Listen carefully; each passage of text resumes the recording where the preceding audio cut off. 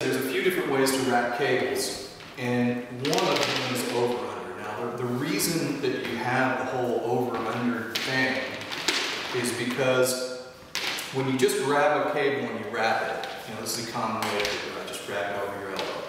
When you do this, you're going to notice that the cable spins like this, and it starts to ravel, right? And it ravels in a circle.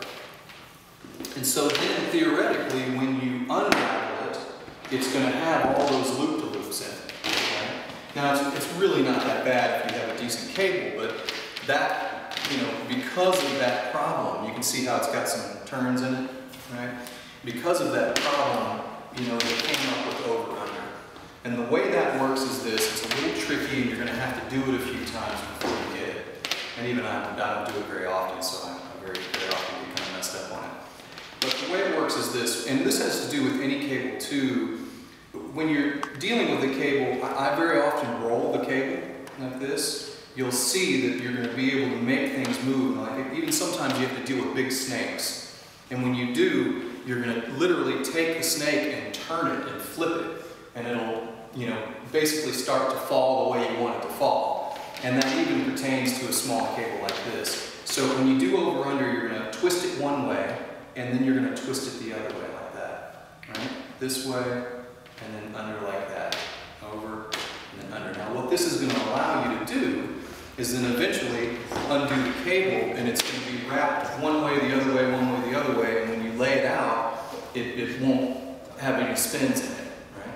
So like I said before, this is the way that if you ever roadie somewhere, they're going to expect you to do it. So especially if you're going to end up on a roadie job, I would tell you to practice it, because it's not easy to do, and it's something that they will expect you to do, and if you don't do it right, they're probably going to tell you to go lift boxes instead or something, you know what I mean?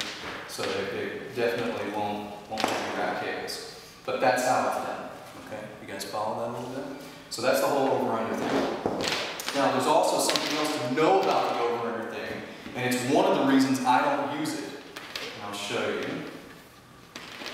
That's dangerous and a big pain in the rear, right?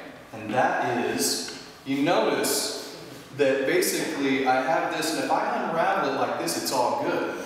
But if I make the mistake and just think, you grab this, you throw it in the case, and then I start to unravel it, but I don't realize that this is going this way, and I pull it through here, like that, and this now becomes a bunch of knots. One knot after the other. So this is extremely problematic for me. You know what I mean?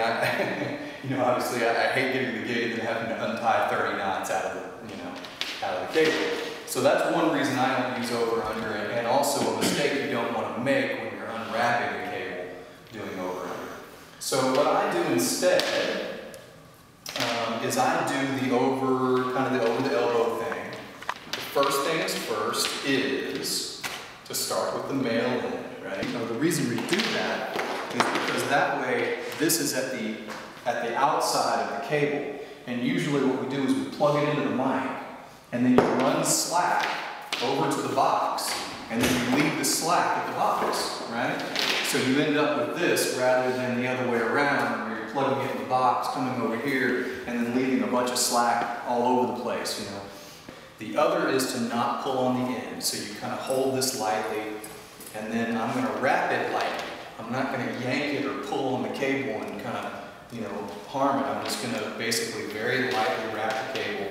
Sometimes you have to lay it out a little bit gently so it can spin, because it is going to spin when you do this. And then when I get to the end, I'm basically going to pull the cable together like this, and then very lightly wrap it around. Right? And then push it through like so. Never pulling on the ends, it's always just going to be real light. And that's it. That's how I wrap a cable. And then this would go up here. And by the way, all these are numbered too, and they should go in their numbered spot. It's just going to keep things organized for you, and if for some reason you're having trouble with the cable too, you can say, hey man, number 9's not working, or something like that. And then make sure at the end of your sessions, to clean up the studio. All the clips need to go with the mics. Mics all go in the mic closet. Stands go over here. And all the mic cables go here, guitar cables go up here, and the miscellaneous cables go up on that side. Always put your hard drive in your cubby over here, right? So don't leave your hard drive out in the control room. And then of course, all the patch cables that you might have been used, put back up on the back rack over there. That should be it.